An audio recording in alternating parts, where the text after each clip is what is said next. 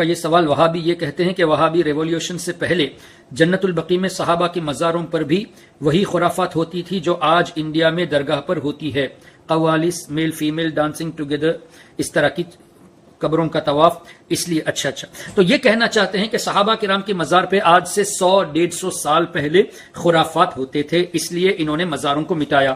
تو آج یہ جو سیلیبریشن میں خرافات کرتے ہیں تو اس کو کیوں نہیں روکتے؟ اصل بات یہ ہے کہ جو چیز غلط ہوتی ہو، غلط چیز کو روکنا چاہیے، نہ کہ اصل سنت کو۔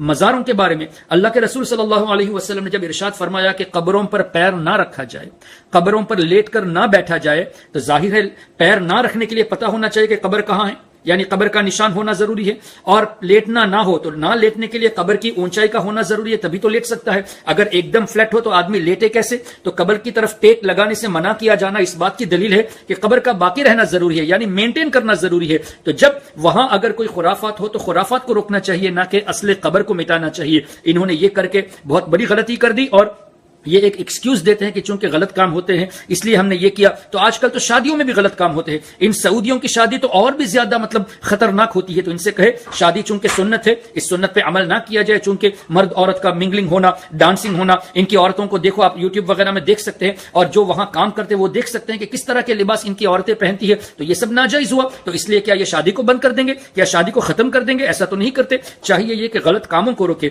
اسی طرح اگر مزارات پہ غلط کام ہو تو ہمیں چاہیے کہ غلط کاموں کو روکے، نہ کہ اصل سنت کو۔ پھر یہ بات تو ہو ہی نہیں سکتی کہ اس دور میں 100-150 سال پہلے، 200 سال پہلے، جب ہم سے زیادہ نیک لوگ تھے، جو قرآن اور حدیث کو زیادہ سمجھنے والے تھے، وہ کیسے اس طرح کے خرافات کر سکتے ہیں؟ ہرگز ایسا نہیں ہے۔ اگر بالفرض کسی نے کیا بھی ہوگا، 1 یا 2 لوگوں نے کیا بھی ہوگا، تو اس کی وجہ سے مزار کو نہیں مٹانا چاہیے، بلکہ غلط کاموں کو روکنا چاہیے۔ یہ سب ایک ایکسکیوز ہے ان کو، لوگوں کو اللہ کے اولیاء سے دور کرانے کی، چونکہ یہ طریقہ شیطان کا ہے، اولیاء سے دور کرانا، صالحین سے دور کرنا یہ شیطان کا طریقہ ہے۔ یہ شیطان کا ایک ویپن ہے کہ کسی بھی طرح اللہ کے نیک بندوں سے دور کرے تاکہ ایمان کی سیکیورٹی لوز ہو، اور جب سیکیورٹی لوز ہو جائے گی تو شیطان آسانی سے ایمان کو لوٹ لے۔ تو کوئی بھی اولیاء کرام، صحابہ کرام، اہل بیت اطہار، صالحین سے دور کرنے کی کوشش کرے تو اس کا مقصد یہی ہوتا ہے کہ آہستہ آہستہ ایمان کو لوٹا جائے۔ چونکہ اللہ نے اولیاء کرام کو ایمان کے لیے سیکیورٹی بنا دیا ہے، تو ہمیں چاہیے کہ اس سیکیورٹی کو مضبوط کرے، ان سے تعلق کو مضبوط رکھے، اور ان سے دور رکھنے والوں سے ہم خود دور رہے، اپنے کو ان سے دور رکھے، ان کو اپنے سے دور رکھے۔